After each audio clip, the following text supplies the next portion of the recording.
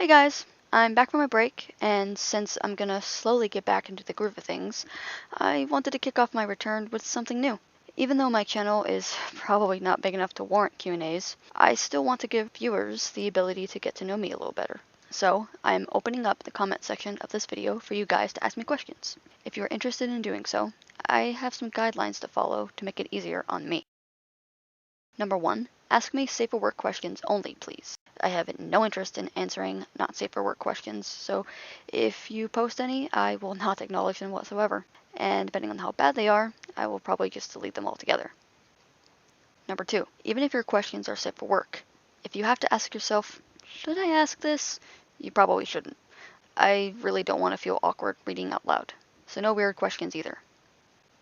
Number 3, your questions can be about anything in general. You're not only limited to gaming questions, but I fully expect to see those. Number 4, please ask your questions in the comment section of this video only. I don't want to have to hunt down questions from all of my videos. That'll give me anxiety. Limiting questions to one place will make it easier for me to keep track of what I have answered and what I have yet to answer. It's less chaotic to do it this way for me, basically. To make it easier on you guys, I'll link this video in the description of every Q&A video going forward. If I heart your comment, that means I've seen it, and if it hasn't been hearted yet, then, well, obviously I haven't seen it yet. Chances are that I will eventually see it, so don't worry. Of course, that may change as the channel grows, but we'll see. Number 5. If you have multiple questions to ask me, then please put them all in one comment. Don't ask one question per comment. Again, this limits how much hunting I have to do. Of course, this does not apply to any questions that I will answer in new Q&A videos, so if you have more questions to ask, make a new comment. Number 6. There will come a point where I will get so many questions that I'll get repeats.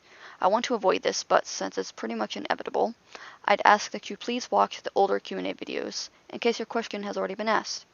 If you don't feel like doing that, just know that when addressing your question, I'm just going to direct you to the video where it has already been answered anyway, so yeah.